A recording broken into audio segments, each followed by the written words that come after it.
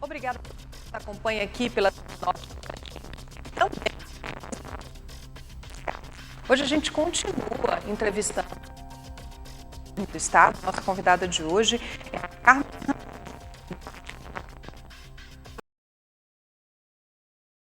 Nossa primeira pergunta é na segurança pública.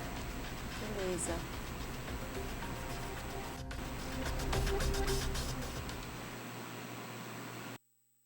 A gente lembra que a entrevista tem 20 minutos, eu vou pedir para a partir desse momento colocar o cronômetro na tela e logo em seguida 1 minuto de considerações finais. A pergunta sobre segurança pública é: a população do Tocantins vem crescendo nos últimos anos. Em 2021, o estado chegou à marca de 1.600.000 habitantes. Na contramão do aumento populacional, uma estagnação no número de efetivos da segurança pública. Segundo o levantamento do Ministério Público, o Tocantins tem um déficit de 50% no número de policiais militares, se a gente usar como comparativo o preconizado por lei. Tem município que a PM não possui efetivo. O que fazer para combater a criminalidade? Beleza. Bom dia, boa tarde a todas e todos que estão nos assistindo.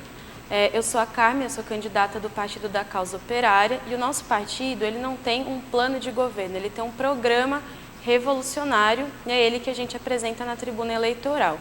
Nós do PCO dialogamos muito com movimentos sociais e um dos movimentos com os quais a gente mais dialoga é o Movimento Nacional de Favelas e Periferias.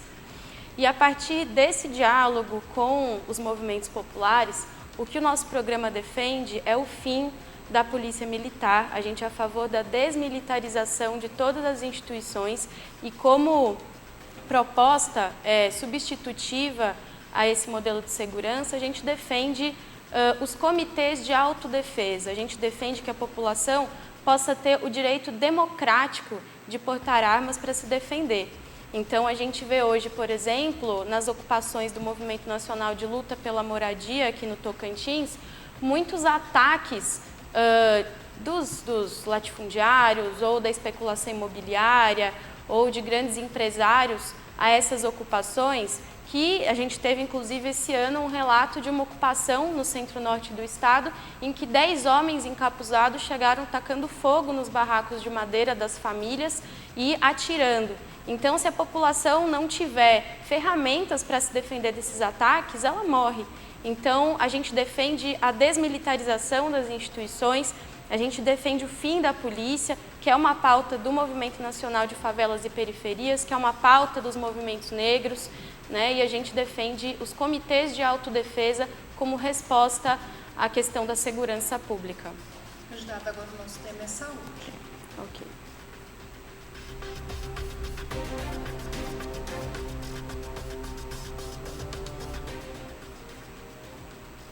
No Tocantins existem 17 hospitais estaduais para atender aos 139 municípios. Sendo assim, moradores de muitas cidades no estado e no interior precisam recorrer a outros municípios para atendimentos complexos.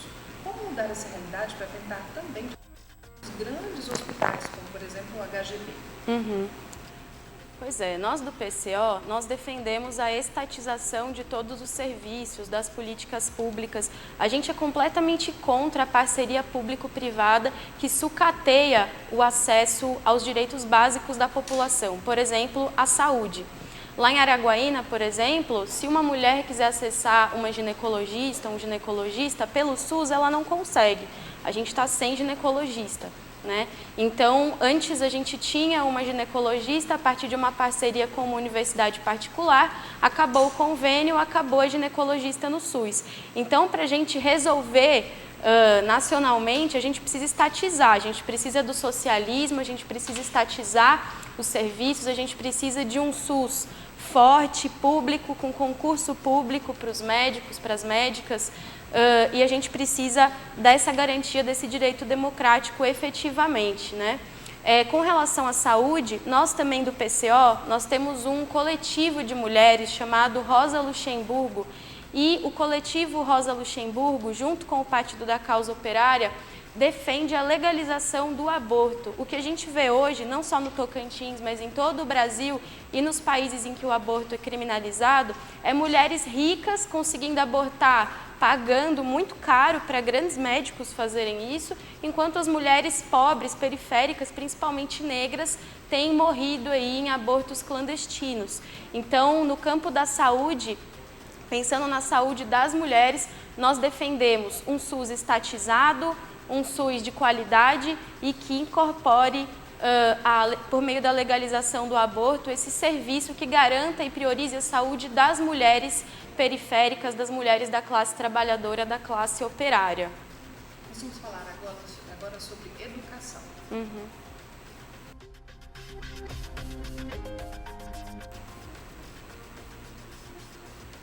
Atualmente, o Tocantins é o 12º estado no Índice de Desenvolvimento da Educação. Mesmo que não esteja entre os piores, a evasão escolar chegou a 14% durante a pandemia. Outro gargalo é o déficit de professores. Quais as suas propostas para esse problema? Pois é, a educação aqui no nosso estado, em todo o Brasil, ela na verdade é muito desigual. Inclusive aqui no nosso estado a gente tem visto um caso emblemático, que é o caso dos Avacanoeiros do Araguaia, que estão tentando aí a demarcação da sua terra indígena Taegual, que é o maior imbróglio aqui desse estado, e enquanto não conseguem a demarcação da terra, estão num acampamento, né, na aldeia Itarô, e estão lutando para garantir o acesso à educação escolar pelas crianças e jovens e adultos. E não estão conseguindo, a gente está sem escola, crianças, jovens sem estudar já há meses, porque não tem esse direito garantido de fato. Então essa educação, ela sempre vai ser desigual enquanto a gente estiver no capitalismo. A gente precisa de um governo dos trabalhadores, de um governo operário, para que a educação possa ser estatizada, possa ser pública, gratuita e de qualidade para toda a população.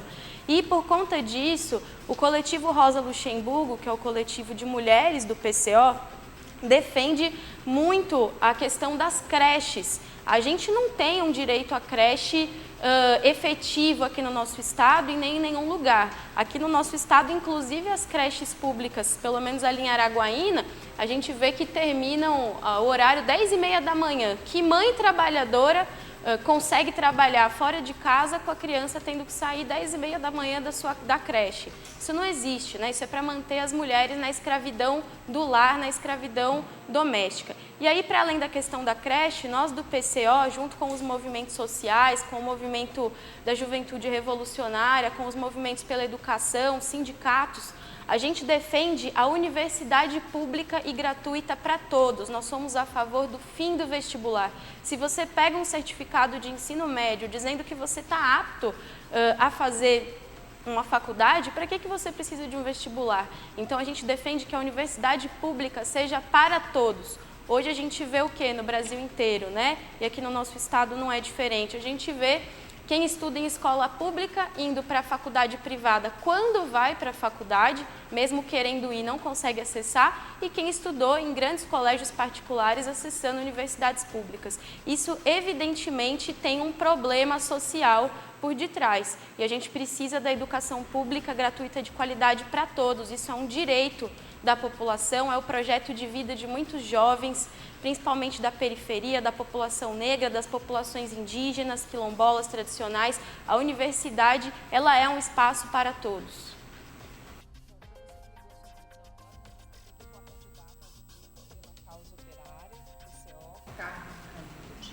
E o nosso tema agora é economia.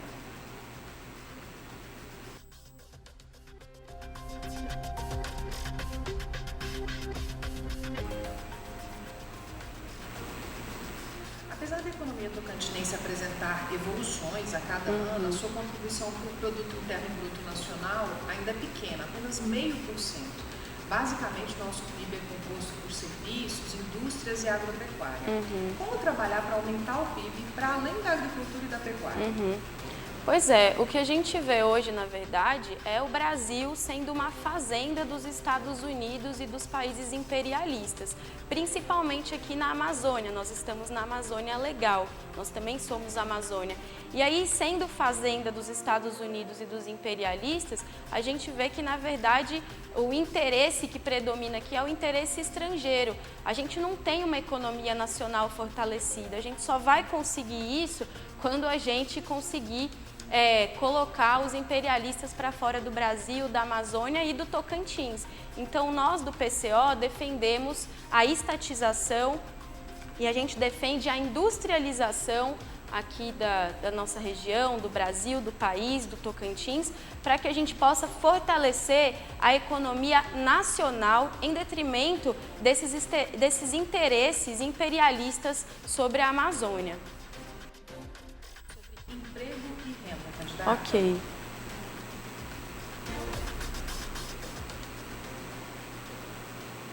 No Tocantins, os microempreendedores individuais representam a maior fatia da população ocupada, correspondendo a 37% da força de trabalho do Estado. Pequenas empresas são responsáveis por mais de 70% dos empregos criados em 2022 aqui no Tocantins. Quais são as propostas da senhora para melhorar a geração de emprego e renda no Tocantins? Ok. Bom, nós do Partido da Causa Operária, nós somos a favor da estatização e, consequentemente, do concurso público, né? Evidente que tem cargos que são de confiança, que são comissionados, mas nós defendemos concurso público porque a gente entende que o trabalhador precisa ter uma condição de trabalho e uma estabilidade, isso é uma questão básica para nós.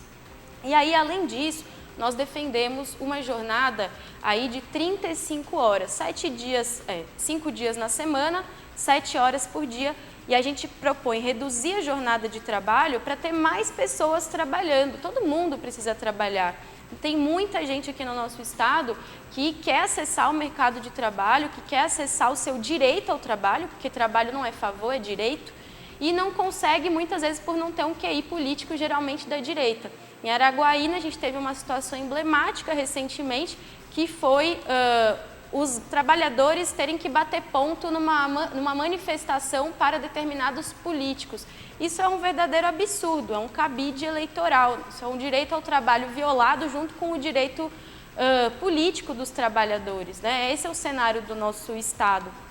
A gente tem lá em Araguaína, onde eu moro, curso na Federal do Norte do Tocantins de Turismo e Gestão de Cooperativas. Mas se você der um giro na cidade aqui no estado, a maioria das pessoas que tem se formado nesses cursos está trabalhando no subemprego, no emprego precarizado ou está desempregada, ou trabalhando, enfim, outras coisas, porque não tem investimento no direito ao trabalho, inclusive a partir da qualificação que o próprio Estado tem aqui dentro de mão de obra qualificada. Isso é um verdadeiro absurdo, né? Então, nós defendemos a estatização, os concursos públicos, a redução da jornada de trabalho para que mais pessoas trabalhem e um salário mínimo vital que hoje deveria estar em R$ 7.500 para a pessoa conseguir viver minimamente, para ela sobreviver, né? Então, a gente defende esse reajuste aí de imediato.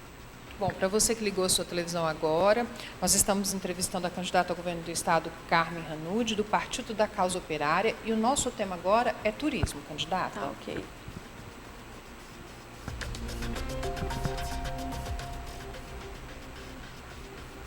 O estado ainda não se industrializou e para isso serão necessários alguns anos. Enquanto isso, o estado tem o turismo, que mesmo sem investimentos altos, tem mostrado um potencial gerador de renda.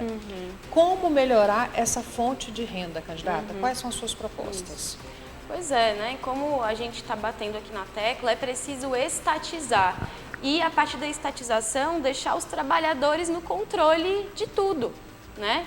Então, a gente tem aqui no Tocantins o exemplo emblemático do Parque do Jalapão. E, recentemente, a gente teve um escândalo referente à tentativa de privatização do Jalapão, que é um verdadeiro absurdo que coloca em risco a vida de muitas comunidades quilombolas que moram ali na região. Então, é preciso estatizar, é preciso, sim, investimentos públicos no turismo, né? E as comunidades, muitas comunidades desejam o turismo, mas o turismo comunitário, o turismo de base, o turismo em que os próprios trabalhadores e as próprias comunidades controlam esse trabalho, né? E isso com certeza vai ser benéfico para todos. Como eu disse, a gente tem mão de obra qualificada para trabalhar com turismo aqui no nosso estado, que é um estado com um potencial riquíssimo, né? Assim como todo o Brasil. Mas o que a gente vê é sempre o turismo aqui no nosso estado sendo sucateado. Quando ele aparece é para violentar as comunidades. E aqui no Brasil inteiro a gente precisa estatizar e investir, né, com investimento público no turismo. Isso com certeza seria um ganho para todos. Candidata, a senhora ainda tem 5 minutos e 38 segundos para falar sobre propostas e, posteriormente, mais 1 minuto para as considerações finais. Então, caso algum tema não tenha sido abordado, Sim, que a senhora considere interessante das suas propostas, a senhora pode utilizar esse tempo. Tá, ok.